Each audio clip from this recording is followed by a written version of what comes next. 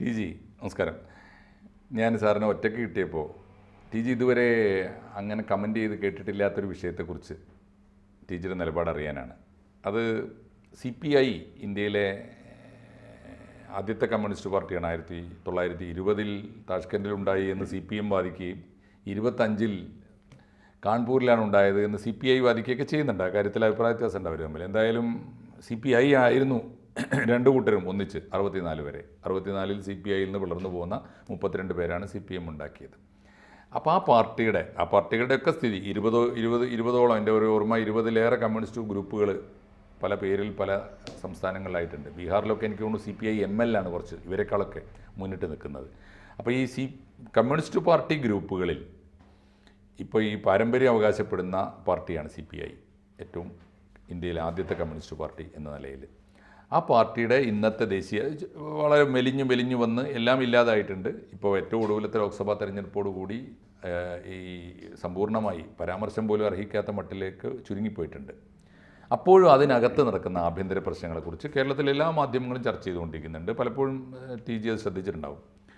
CPI ഇവിടെ ഈ ഇടതുപക്ഷ മുന്നണിയിൽ നിന്നതിൻ്റെ ഫലമാണ് CPI തകർന്നു പോയത്, ആ പാർട്ടി ഇല്ലാതായത്. അവർ നേരത്തെ തന്നെ ദേശീയ ബൂർഷ്വാസിയായ കോൺഗ്രസിൻ്റെ കൂടെയാണ് നിൽക്കേണ്ടിയിരുന്നത് എന്ന് വാദിച്ചവരാണ്. ആ നിലപാട് അന്നേ അംഗീകരിച്ച് പോരാത്തതിൻ്റെ ദുരന്തമാണ് ഇപ്പോൾ അനുഭവിക്കുന്നത്. ഇതാ കമ്മ്യൂണിസ്റ്റ് മൂവ്മെൻറ്റ് പ്രസ്ഥാനങ്ങൾ സമ്പൂർണ്ണമായും ഇന്ത്യയിൽ ഇല്ലാതെ പോവുകയാണ് തുടങ്ങിയ മുറവിളികളുണ്ട്. പിണറായി വിജയൻ്റെ കാലത്ത് CPM ഇല്ലാതാവുന്നത് പോലെ ഇടതുപക്ഷ മുന്നണിയും ഇല്ലാതാവുന്നു, CPM-ന് മുമ്പേ CPI ഇല്ലാതാവും തുടങ്ങിയ ആശങ്കകളൊക്കെ ഉണ്ട്. CPI ലീഡർഷിപ്പിനെതിരെ CPIയുടെ ജില്ലാ കമ്മിറ്റികൾ എല്ലാ ജില്ലാ കമ്മിറ്റികളും ഒന്നൊന്നായി ഉയർത്തിയ ആരോപണങ്ങൾ പണ്ടത്തെ പോലെ സ്വകാര്യങ്ങളല്ല, മാധ്യമങ്ങൾ വന്നുകൊണ്ടിരിക്കുന്നുണ്ട്. ഈ പശ്ചാത്തലത്തിൽ ഒരു CPI രാഷ്ട്രീയത്തിൻ്റെ ഗതി വിഗതികൾ, അതിൻ്റെ ഏറ്റവും ഒടുവിലത്തെ പരിണതി TG എങ്ങനെ ആണ് ഈ സമയം TGക്ക് ഉള്ളത് കമൻറ്റ്? ഞാനത് ഒന്നും ചേർത്ത് പറയുന്നില്ല. ഈ CPIയെ പറ്റി ഞാൻ പറഞ്ഞതൊന്നും മാഷ് കേൾക്കാത്തത് ഞാൻ CPIയെ പറ്റി ഒന്നും പറയാത്തത് കൊണ്ടാണ്. ജീവിച്ചിരിക്കുന്ന പാർട്ടികളെ പറ്റി പറയാം, മരിച്ചുപോയ ഒരു പാർട്ടിയെപ്പറ്റി എന്തിനും പറയണം എന്ന് വിചാരിച്ചിട്ട് ഞാൻ പറഞ്ഞുകൊണ്ടിരുന്നതാണ്. അത് ഒരു 2016-17 ഒക്കെ ആയപ്പോൾ ഞാൻ നിർത്തി. It is not a force to reckon with എന്നെനിക്ക് തോന്നി. പക്ഷെ ഞാൻ പറയുമ്പോൾ CPIയെ ഞാൻ നിശ്ചിതമായിട്ട് വിമർശിച്ചിരുന്നു, കളിയാക്കിയിരുന്നു, പുച്ഛിച്ചിരുന്നു അവരുടെ നിലപാടുകളെല്ലാം. അതിൻ്റെ മൂർധന്യത്തിൽ ഒരു TV ഡിബേറ്റിൽ ഞാൻ പറഞ്ഞ കാര്യങ്ങൾ അല്പം നർമ്മം കലർത്തിയും പുച്ഛരസത്തിലും ഒക്കെ ഞാൻ അടിച്ച കമൻറ്റ് അതൊരു 2-3 മിനിറ്റ് ഉണ്ടായിരുന്നു. അത് CPMകാരെടുത്തിട്ട് CPIക്കെതിരെ ഉപയോഗിച്ചു. കാരണം ഞാൻ പുച്ഛിച്ചെങ്കിലും അതിൽ കൃത്യമായ ലോജിക്കും സംഗതികളും ഒക്കെ ഉണ്ടായിരുന്നു. അപ്പോൾ CPM നോക്കിക്കഴിഞ്ഞപ്പോൾ ഇയാളെ വെച്ച് CPIയെ അടിക്കാം, കൊച്ചാക്കാം എന്ന് തീരുമാനിച്ച് വാട്സാപ്പ് ഗ്രൂപ്പുകളിൽ വലിയ പ്രചാരണം നടന്നു. തുടർന്ന് CPIയുടെ ഒരു ജില്ലാ നേതാവ് എനിക്കെതിരെ പോലീസിൽ പരാതി കൊടുത്തു. വേറൊരു സോഷ്യൽ മീഡിയയിൽ ഞാൻ ഇട്ട വേറൊരു പോസ്റ്റ്, അതെന്തോ കുഴപ്പം പിടിച്ച പോസ്റ്റാണെന്നൊക്കെ പറഞ്ഞിട്ട് DYSPക്കോ മറ്റോ പരാതി കൊടുത്ത്, ചുരുക്കി പറഞ്ഞ് നെക്സ്റ്റ് ഡേ മോർണിംഗ് അവർ FIR ആക്കി, വൈകുന്നേരമായപ്പോഴത്തേക്ക് അത് വാർത്തയാക്കി. ഇപ്പോൾ അദ്ദേഹം സംസ്ഥാന നേതാവാണ് CPIയിൽ. ഞാൻ പേര് പറയാത്തത്, ആ കേസ് ഇപ്പോഴും ഒരു കേസ് തുടങ്ങിക്കഴിഞ്ഞാൽ തീരില്ലല്ലോ, അതവിടെ കിടപ്പുണ്ട്, ഒന്നും സംഭവിച്ചില്ല. അപ്പോൾ എന്നോട് പലരും പറഞ്ഞു അത് മുൻകൂർ ജാമ്യം എടുക്കണം. ഞാൻ പറഞ്ഞു എൻ്റെ കയ്യിൽ കാശൊന്നുമില്ല, ഞാൻ വക്കീലാണ്, ബട്ട് മുൻകൂർ ജാമ്യത്തിന് വേറൊരു വക്കീലിനെ വെച്ച് മൂവ് ചെയ്യിക്കണം. ഞാൻ വക്കീലാണെങ്കിലും ജാമ്യമെടുത്തുള്ള സാമർഥ്യമൊന്നും എനിക്കില്ല. മാത്രമല്ല ഈ ജാമ്യം ചീറ്റിപ്പോയി കഴിഞ്ഞാൽ വലിയ ഡേഞ്ചറുമാണ്. മുൻകൂർ ജാമ്യം ഹൈക്കോടതി തള്ളിക്കഴിഞ്ഞാൽ പോലീസിനുള്ള ഒരു ഇൻഡിക്കേഷനാണ് പൊക്കിക്കോടാമിന്. ഞാൻ വിചാരിച്ചു എന്തിനാണ് ഈ ഇല്ലാത്തടത്ത് ചൊറിയാൻ പോകുന്നത്, പോലീസ് അറസ്റ്റ് ചെയ്യട്ടെ അപ്പം നോക്കാം. അപ്പോൾ പോലീസുകാരെന്നോട് എൻ്റെ വേറൊരു വക്കീൽ മുഖാന്തരം ചോദിച്ചു, അറസ്റ്റ് ചെയ്താൽ മജിസ്ട്രേറ്റ് കോടതിയിൽ നിന്ന് ജാമ്യം എടുക്കുമല്ലോ? ഞാൻ മറുപടി കൊടുത്തു, ഞാൻ ജാമ്യം എടുക്കില്ല. അല്ല അത് ജാമ്യം എടുക്കാത്തത് എന്താ? ഈ വക്കീൽ തന്നെ ഞെട്ടിപ്പോയി, എന്താ ജാമ്യം? ഞാൻ പറഞ്ഞു ജാമ്യം എടുക്കില്ല, എനിക്ക് ജാമ്യം വേണ്ട. അല്ല അപ്പോൾ പിന്നെ എന്ത് ചെയ്യും? എന്നെ അറസ്റ്റ് ചെയ്താൽ പിന്നെ എന്ത് ചെയ്യണം എന്ന് തീരുമാനിക്കുന്നത് പോലീസാണ്. എൻ്റെ കഴിഞ്ഞു, നിങ്ങൾ തീരുമാനിക്കും. ഇന്നസെൻ്റ് പറഞ്ഞ പോലെ എൻ്റെ കഴിഞ്ഞു, പിന്നെ നിങ്ങൾ തീരുമാനിക്കും. അപ്പോൾ പോലീസുകാർ തിരിച്ച് അവരുടെ റിയാക്ഷൻ ഈ വക്കീൽ എന്നോട് പറഞ്ഞു, കിളവൻ തലയിലാകുമല്ലേ, പണിയാവും. കാരണം ഇത് അറസ്റ്റ് ചെയ്തു, ഇനിയിപ്പോൾ ഇയാൾ ജാമ്യം എടുത്തില്ലെങ്കിൽ എന്താ ചെയ്ത്? ഞാൻ ചുമന്നുകൊണ്ട് നടക്കണ്ടേ, എനിക്ക് അസുഖം വന്നു കഴിഞ്ഞാൽ എന്നെ ആശുപത്രി കൊണ്ടുപോകുക, തിരിച്ച് ചുമന്നെത്തിക്കുക, ഇതൊക്കെ പോലീസുകാർ ചെയ്യണ്ടേ? അങ്ങനെ എന്നെ അറസ്റ്റ് അങ്ങനെയോ മറ്റോ ആണ്, ഏതായാലും അറസ്റ്റൊന്നും ഉണ്ടായില്ല. ഞാൻ പറഞ്ഞത് അത്രയധികമാണ് ഞാൻ CPIയെ കുത്തി നോവിച്ചത്. ബട്ട് ഇപ്പോൾ എനിക്ക് വളരെ ദയ തോന്നാറുണ്ട് അവരുടെ കാര്യം കാണുമ്പോൾ. വെറുതെ ഹൈപ്പ് ഉണ്ടാക്കിയൊരു പാർട്ടി. മാഷ് പറഞ്ഞതിൽ ചെറിയൊരു പെശക് എനിക്ക് തോന്നുന്നു. ഈ CPIയുടെ ഇൻറ്റേർണൽ തർക്കമൊന്നും ഒരിക്കലും വാർത്തയാക്കിയിട്ടുണ്ട്, ചർച്ചയാക്കിയിട്ടില്ല. അതിന് കാരണം മാഷിനറിയാമോ? മലയാളത്തിലെ മാധ്യമങ്ങളിൽ ആങ്കർമാരായിട്ടും അല്ലാതെ ന്യൂസ് എഡിറ്റർമാരായിരിക്കും ഇരിക്കുന്നതിൽ ഭൂരിപക്ഷം പേര് AISFലൂടെ വന്നതാണ്. ഒരു പൊതുധാരണയുണ്ട് ഇവർക്ക് DYFIക്കാരാണ്, SFIക്കാരാണ്, ഉണ്ട് അവരും കുറച്ച്. ബട്ട് ഭൂരിപക്ഷം വലത് കമ്മ്യൂണിസ്റ്റ് പാർട്ടിക്കാരാണ്. അപ്പോൾ വലതും ഇടതും ഒക്കെ മോദി വിരുദ്ധരായതുകൊണ്ട് പൊതുവേ ചാനലുകൾ മോദി വിരുദ്ധരാണെന്ന് നമ്മൾ ധരിക്കുന്നു. മോദി വിരുദ്ധരായതുകൊണ്ട് ഇവരൊക്കെ കമ്മ്യൂണിസ്റ്റുകാരാണ്, കമ്മ്യൂണിസ്റ്റുകാർ CPM അങ്ങനെയല്ല. CPIക്കാരാണ് ഇവരുടെ എണ്ണത്തിൽ കൂടുതൽ മാധ്യമപ്രവർത്തകരിൽ. മാഷ് അന്വേഷിച്ച് നോക്കും, CPIക്കാരൻ. അതുകൊണ്ട് CPIയുടെ അന്തഛിദ്രം ചർച്ച ചെയ്യപ്പെടുകയില്ല. CPMൻ്റെ അന്തഛിദ്രം ചർച്ച ചെയ്യപ്പെടും, കാരണം അത് CPIക്കും കൂടെ ഇഷ്ടമുള്ളൊരു കാര്യമാണ്. അതാണ് മാധ്യമങ്ങളിൽ CPMൻ്റെ ചെറിയ കാര്യം പോലും ചിലപ്പോൾ വലുതാക്കി 1.5 മണിക്കൂർ ചർച്ചയൊക്കെ നടത്തും. ബട്ട് CPIയുടെ അന്തഛിദ്രം ചർച്ച ചെയ്യില്ല.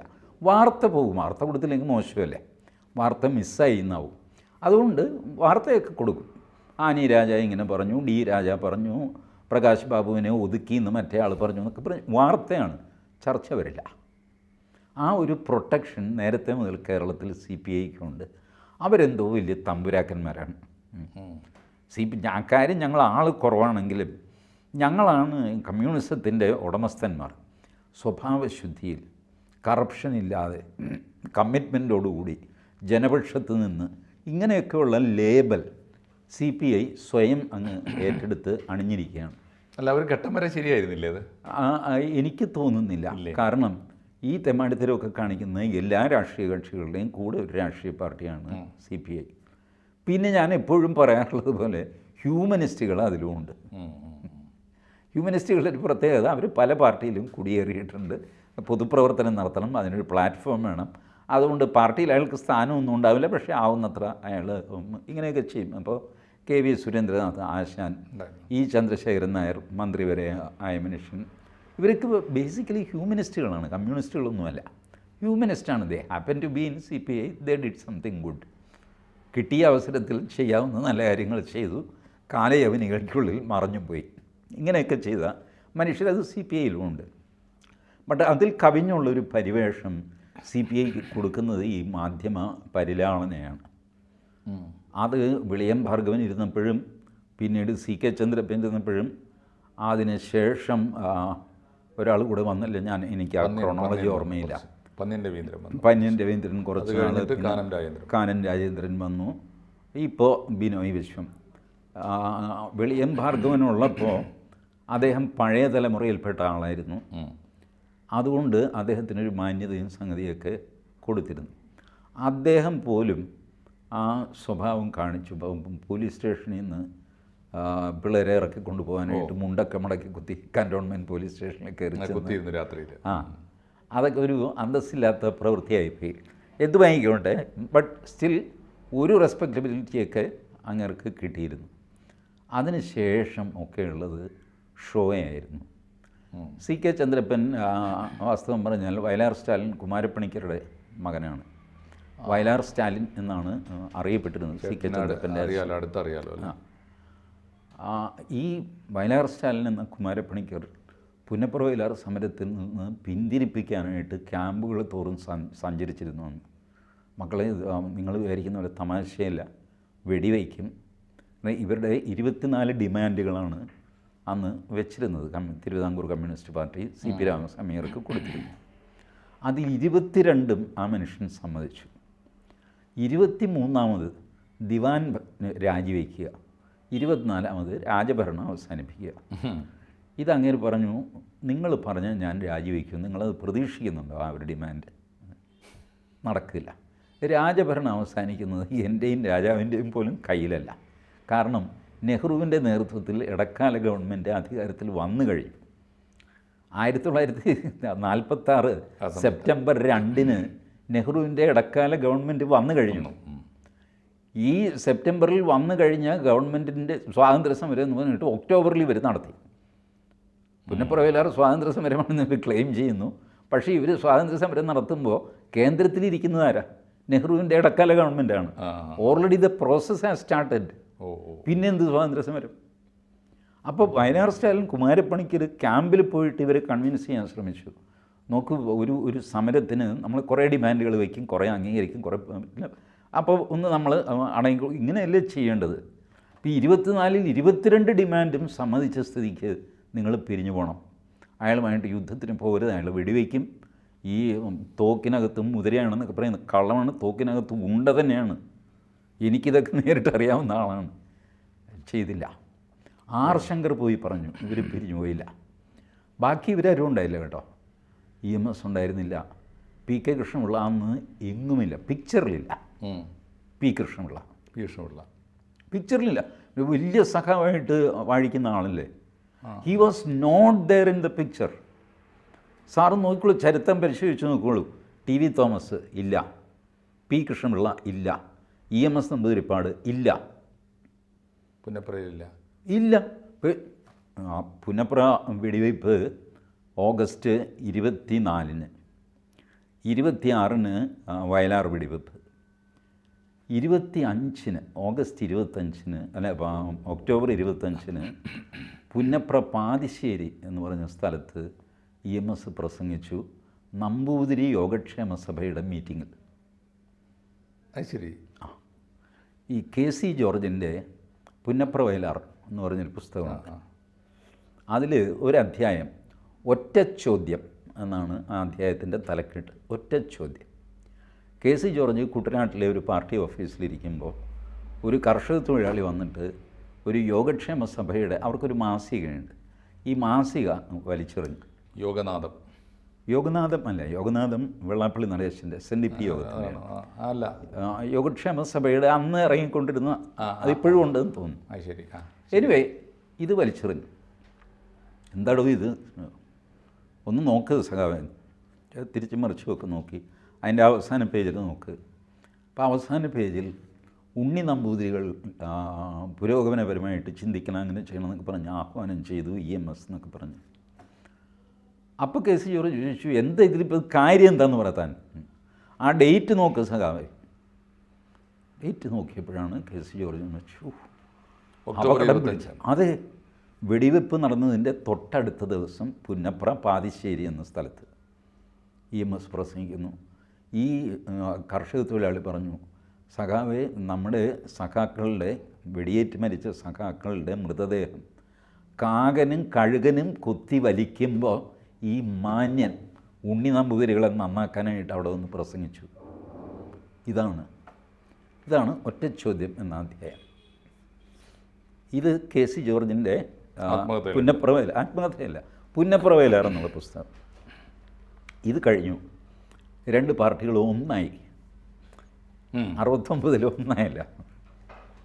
അപ്പോൾ 69-ൽ 67-ൽ ഒന്നായി വീണ്ടും. അപ്പോൾ KC ജോർജിൻ്റെ ഒന്നിച്ച് ഭരിച്ചു. അതിന് മുമ്പ് തന്നെ ചേർന്നില്ല. 64-ൽ വഴക്കായെങ്കിലും പിന്നീട് കൂടി. വഴക്കായ സമയത്താണ് ഈ പുസ്തകം ഇറങ്ങുന്നത്. കൂടിച്ചേർന്ന് കഴിഞ്ഞപ്പോൾ അപ്പോഴത്തേക്ക് KC ജോർജ് മരിച്ചിരുന്നു. കൂടിച്ചേർന്ന് കഴിഞ്ഞ് വീണ്ടും KC ജോർജിൻ്റെ പുന്നപ്രവയലാർ പ്രഭാത് ബുക്ക് ഹൗസ് വീണ്ടും പബ്ലിഷ് ചെയ്യുന്നു. അതിനൊരു അവതാരിക NE ബാലറാമിൻ്റെ. ഇതിൽ നിന്ന് പ്രസക്തമല്ലാത്ത ഒരധ്യായം ഞങ്ങൾ എടുത്ത് മാറ്റിയിട്ടുണ്ട്. KC ജോർജ് ഞങ്ങളോട് ക്ഷമിക്കും എന്ന് കരുതുന്നു. ചോദ്യമാണ് ഈ ഒറ്റ ചോദ്യം എടുത്തു മാറ്റി. ഇവർ വീണ്ടും വഴക്കായി. CPI കോൺഗ്രസിൻ്റെ കൂടെ പോയി.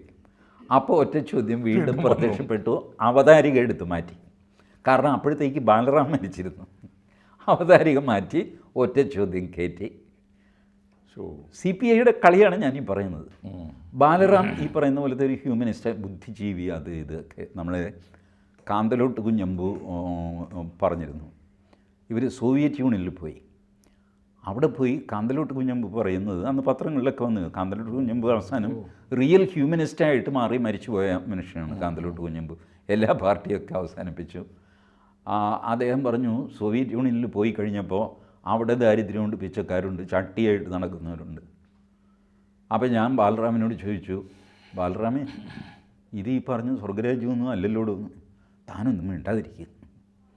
ഇങ്ങനെ കാരണം ഇവിടെ വളരെ ഭംഗിയുള്ള സോവിയറ്റ് നാട് എന്ന് പറഞ്ഞിട്ട് മാഗസിൻ വരുന്നുണ്ട്. അതിലൂടെയാണ് നമ്മൾ സോവിയറ്റ് യൂണിയനെ അറിയുന്നത്. ഞാനൊക്കെ അത് പുസ്തകം പൊതിയാൻ എടുക്കുമായിരുന്നു. വരിസംഖ്യയൊക്കെ വളരെ കുറവാണ്, 2 രൂപ ആണ്ടിൽ. നല്ല കടലാസ്, പുസ്തകം പൊതിയാൻ പറ്റിയ കടലാസാണ്. അത് വാങ്ങിയിരുന്നു. അപ്പോൾ അതാണ് സോവിയറ്റ് യൂണിയനെ പറ്റി ഇവിടെയുള്ള ഇതൊന്നും അവിടെ ചെന്നപ്പോൾ ഇല്ല. ഒടുവിൽ കാന്തലോട്ട് കുഞ്ഞമ്പു പറഞ്ഞു, എനിക്കിത് കണ്ടു നിൽക്കാൻ വയ്യ, ഇതിന് കൂട്ടു നിൽക്കാൻ വയ്യ, എനിക്ക് തിരിച്ചു പോകണം. അങ്ങനെ ഇടയ്ക്ക് വെച്ച് തിരിച്ചു പോകാൻ പറ്റില്ല. പക്ഷേ കാന്തലോട്ട് കുഞ്ഞമ്പ് ഒരു വയറുവേദന അഭിനയിച്ചിട്ട് പുള്ളി ഷോർട്ട് ക്ലോസ് ചെയ്തിട്ട് കാന്തലോട്ട് കുഞ്ഞമ്പ് തിരിച്ചു വന്നു. ഇവരുടെ ബാക്കി സംഘം തുറന്നിട്ട് തിരിച്ചു വന്നു. കാന്തലോട്ട് കുഞ്ഞമ്പ് ഇത് പറഞ്ഞു. ഒരിക്കൽ അദ്ദേഹം കരഞ്ഞു, INA ഭടന്മാരെ ഒറ്റിക്കൊടുത്ത കഥ പറഞ്ഞിട്ട്. നമ്മുടെ തന്നെ ആൾക്കാരെ ഞങ്ങളുടെ പാർട്ടി തീരുമാനമനുസരിച്ച് ഞങ്ങൾ തന്നെ ബ്രിട്ടീഷ് പട്ടാളത്തിന് കാണിച്ചു കൊടുക്കുക, എന്തൊരു ഗതികേടാണ്, എന്തൊക്കെയാണ് ഞങ്ങൾ ചെയ്തു കൂട്ടിയത് എന്ന് പറഞ്ഞിട്ട് കരഞ്ഞു. മാതൃഭൂമി ആ കരച്ചിലടക്കം റിപ്പോർട്ട് ചെയ്തു. ഇത്രയും പറഞ്ഞ് അദ്ദേഹം പൊട്ടിക്കരഞ്ഞു എന്ന് പറഞ്ഞ് മാതൃഭൂമി പത്രം റിപ്പോർട്ട് ചെയ്തു. ഈ പറഞ്ഞ ഹ്യൂമനിസ്റ്റുകൾ ഉണ്ടായിരുന്നെന്നും പാർട്ടിയിൽ. ബട്ട് അതിൽ കവിഞ്ഞ ഒരു പൊങ്ങച്ചം ഈ CPI ഇനി അഭിനയിക്കരുത്. ഒരു കാലത്ത് അവർ വലിയ ശക്തിയായിരുന്നു. 1967 ജനസംഘം, CPI, CPM, socialist party, Rammanohar Lohia ഉള്ള കാലത്ത് ഇവർ സംയുക്ത വിധായക് ദൾ മന്ത്രിസഭയായിട്ട് അധികാരത്തിൽ വന്നു. അന്ന് മന്ത്രിസഭയിൽ അംഗത്വം CPIക്കായിരുന്നു. CPMന് സീറ്റ് കുറവാണ്, 2 സീറ്റ് 3 സീറ്റേ ഉള്ളൂ. മന്ത്രിസ്ഥാനം കൊടുക്കില്ല, പക്ഷേ മുന്നണിയിലുണ്ട്. ഈ അവസ്ഥയായിരുന്നു. CPI വലിയ പാർട്ടിയായിരുന്നു. ബീഹാറിൽ നിന്ന് 6 പേരോ മറ്റോ ജയിച്ചു വന്ന ചരിത്രമുണ്ട് CPIക്ക്. അത്ര വലിയ പാർട്ടിയായിരുന്നു. കേരളത്തിൽ വാസ്തവത്തിൽ സംഭവിച്ചത് 64 പിളർപ്പിൽ പ്രധാനപ്പെട്ട നേതാക്കളെല്ലാം തന്നെ CPIയിലായിരുന്നു. ബുദ്ധിജീവികളെല്ലാം CPIയിലായിരുന്നു. വലിയ ബുദ്ധിയൊന്നുമില്ലാത്തവരാണ് ഇപ്പുറത്ത് CPMലുണ്ടായിരുന്നത്. പക്ഷേ വക്രബുദ്ധിയുള്ളൊരു മനുഷ്യൻ ഇപ്പുറത്തുണ്ടായിരുന്നു, അതാണ് EMS. EMS 65 തന്നെ മുസ്ലിം ലീഗുമായിട്ട് രഹസ്യമായ ഒരു ബാന്ധവത്തിൽ മുസ്ലിം ലീഗിനെ മെയിൻ സ്ട്രീമിൽ കൊണ്ടുവരാം, മുന്നണിയിൽ ചേർക്കാം, നിങ്ങൾ ഈ 65 തെരഞ്ഞെടുപ്പിൽ എന്നെ ഒന്ന് സഹായിക്കണം. 65 ആർക്കും ഭൂരിപക്ഷം കിട്ടിയില്ല. ബട്ട് CPM ആണ് ഏറ്റവും വലിയ കമ്മ്യൂണിസ്റ്റ് പാർട്ടി എന്ന് തെളിയിക്കാൻ EMSന് സമ്മതിച്ചു. CPI തകർന്നുപോയി. അന്ന് മുതൽ CPMുമായിട്ടൊരു ലവ് ഹേറ്റ് റിലേഷൻ, പിന്നെ ഇപ്പോൾ സമ്പൂർണ്ണമായിട്ട് CPMൻ്റെ വടക്കേപ്പുറത്തിരിക്കുന്ന ഗതികേടിലെത്തിയിരിക്കുകയാണ്. അവരെ പറ്റി എന്ത് പറയാനാണ്? തീർച്ചയായിട്ടും അത് മീൻസ് CPMൻ്റെ CPIയുടെ തകർച്ച യഥാർത്ഥത്തിൽ EMS തുടങ്ങി വെച്ചതാണല്ലേ? തുടങ്ങി വെച്ചതാണ്. അത് മുസ്ലിം ലീഗുമായിട്ട് കൂട്ടുകൂടിയിട്ട് കൃത്രിമമായിട്ടുണ്ടാക്കിയതാണ്. ബട്ട് ഇതാണ് വലിയ പാർട്ടി എന്ന് പറഞ്ഞു കഴിഞ്ഞപ്പോൾ അണികളും എല്ലാവരും പിന്നെ CPMൻ്റെ പിന്നാലെ പോയി. സാറ് നോക്ക്, ഈ EMS സർക്കാർ ഭൂപരിഷ്കരണ നിയമം കൊണ്ടുവന്നു. അത് ഹൈക്കോടതി റദ്ദാക്കി, ഭരണഘടനാ വിരുദ്ധമാണെന്ന് പറഞ്ഞിട്ട്. അങ്ങനെ റദ്ദാക്കിയ നിയമത്തിലെ ഭരണഘടനാ വിരുദ്ധമായ ക്ലോസ് പരിശോധിച്ച് വേണ്ട രീതിയിൽ ഡ്രാഫ്റ്റ് ചെയ്ത് പാസ്സാക്കിയത് അച്യുതമേനോൻ മന്ത്രിസഭയാണ്. കോൺഗ്രസിൻ്റെ സപ്പോർട്ടുണ്ട്. 70 ഇത് ഇന്ന് ക്ലെയിം ചെയ്യാൻ CPIക്കാരന് ധൈര്യമില്ല. ഇല്ല, നീയല്ല ഞാനാണ് ഭൂപരിഷ്കരണം പാസ്സാക്കിയതെന്ന് പറയാനുള്ള ധൈര്യം പോലും CPIക്കില്ല. ഈ ഇൻഫർമേഷനും അവരുടെ കയ്യിലില്ല. ഞാനിത് CPIക്കാരോടും കോൺഗ്രസ്സുകാരോടും പറഞ്ഞിട്ടുണ്ട്. ഇൻഫർമേഷൻ നിങ്ങളിത് ചെയ്തിട്ട് നിങ്ങൾ ക്ലെയിം ചെയ്യാത്തത് എന്താണ്? അവർ ക്ലെയിം ചെയ്യുന്നു, CPM ക്ലെയിം ചെയ്യുന്നു. അവരുടെ ബില്ല് വാസ്തവത്തിൽ ഹൈക്കോടതിയിൽ തോറ്റുപോയി. And you made it right, still you don't claim it and they are claiming it. ഒരു നാണവുമില്ലാതെ CPM ക്ലെയിം ചെയ്യും, ഒരക്ഷരം മിണ്ടാതെ ഇവർ കേട്ടുകൊണ്ടിരിക്കും. BJP പിന്നെ ഏതപ്പാ കോതമംഗലം അവർക്ക് ഇതൊന്നും ബാധകമല്ല. അതെ അതെ, ആശയതലത്തിലുള്ള അതിൻ്റെ ഒരു വ്യക്തിത്വം എന്നോ തകർത്ത് കളഞ്ഞിട്ടുണ്ട്. ഇപ്പോഴത്തെ തകർച്ച സ്വാഭാവികമായ അതിൻ്റെ ഭൗതികമായ തകർച്ച മാത്രമാണ്. ഞാൻ ഏറ്റവും അവസാനം എൻ്റെ ഓർമ്മയിൽ അച്യുതാനന്ദൻ്റെ വെട്ടിനിരത്തൽ സമരം കുട്ടനാട്, ആ സമരത്തിനെതിരെ CK ചന്ദ്രപ്പൻ ഒരു ജാഥ നടത്തി. അരൂര് നിന്ന് തോട്ടപ്പള്ളി വരെ മറ്റായിരുന്നു ആ ജാഥ. അതാണ് ബോൾഡായിട്ട് CPM-നെ CPI വെല്ലുവിളിച്ച അവസാനത്തെ സംഭവമായിട്ട് എൻ്റെ ഓർമ്മയിൽ രജിസ്റ്റർ ചെയ്തിരിക്കുന്ന ഇതാണ്. അതിനുശേഷം വല്ലതും നടന്നു എന്ന് എനിക്കറിയില്ല. ബട്ട് അതിനുശേഷം അങ്ങനെ ഒരു ജീവൻ ആരും കാണിച്ചിട്ടില്ല. അതിൽ CPI ജയിക്കുകയും ചെയ്തു. ഉള്ളതുപോലെ പറയണമല്ലോ. തീർച്ചയായിട്ടും CK ചന്ദ്രപ്പൻ താൻ കുമാരപ്പണിക്കരുടെ മകനാണ് എന്ന് കാണിച്ചത് ആ സമരത്തിലാണ്. അച്യുതാനന്ദനെതിരെ ഭരണത്തിലിരിക്കുമ്പോൾ അച്യുതാനന്ദൻ്റെ ഈ വെട്ടിനിരത്തൽ ശരിയല്ല എന്ന് പറഞ്ഞുകൊണ്ട് അതിനെതിരെ സമരം ചെയ്തു. യെസ്, ചന്ദ്രപ്പൻ നയിച്ച ആ സമരത്തിൻ്റെ ഓർമ്മ, ആ ഓർമ്മയുടെ ദൃശ്യം TG ഓർമ്മിപ്പിക്കുമ്പോഴെങ്കിലും CPIക്ക് അതിൻ്റെ മേൽവിലാസവും അതിൻ്റെ ഐഡൻറ്റിറ്റിയും അസ്തിത്വവും തിരിച്ചു പിടിക്കാനുള്ളൊരു ഇല്ല സാർ. അങ്ങനെയുള്ള ആ കപ്പാസിറ്റിയുള്ള ആൾക്കാരിപ്പോൾ CPIയിലില്ല, സാധ്യതയില്ല. അതുകൊണ്ട് ഇനി CPIയുടെ ഒരു തിരിച്ചുവരവ് പ്രതീക്ഷിക്കാനും they have fallen into the cesspool of corruption.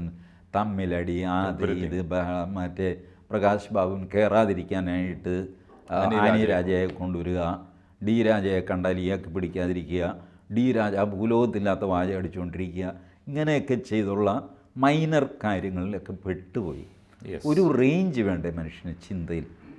അത് എനിക്ക് തോന്നുന്നത് CK ചന്ദ്രപ്പനോടെ അവസാനിച്ചു അല്ലേ. ഇനി അഥവാ ഉള്ളവരുണ്ടെങ്കിൽ തന്നെ അവരൊക്കെ ഇതുപോലെ കച്ചറയായി കഴിയുമ്പോൾ നല്ല മനുഷ്യർ മാറുമല്ല. തീർച്ചയായിട്ടും നല്ല മനുഷ്യർ ഈ അലമ്പരി നിൽക്കില്ല, ഇത് ശരിയാവില്ല എന്ന് കാണുമ്പോൾ അവരങ്ങ് നിശബ്ദരാകും. അങ്ങനെ സംഭവിച്ചതായാലും anyway CPI is not a party which has got any future whatsoever. Okay, TGയുടെ ഈ CPIയെ കുറിച്ചുള്ള ഒരു പക്ഷേ ആദ്യമായി CPIയെ കുറിച്ചുള്ള TGയുടെ ഒരു വിശകലനം അവർക്ക് തന്നെ തിരുത്താമെങ്കിൽ തിരുത്താനും പഠിക്കണമെങ്കിൽ പഠിക്കാനും, ഏറ്റവും ചുരുങ്ങിയത് അവരെങ്ങോട്ട് പോകുന്നു എന്നത് ഒരു സൂക്ഷ്മമായ നിരീക്ഷണം ക്ഷമയോടെ കേൾക്കാനും അവർക്കും പ്രേക്ഷകർക്കും സാധിക്കട്ടെ. നന്ദി.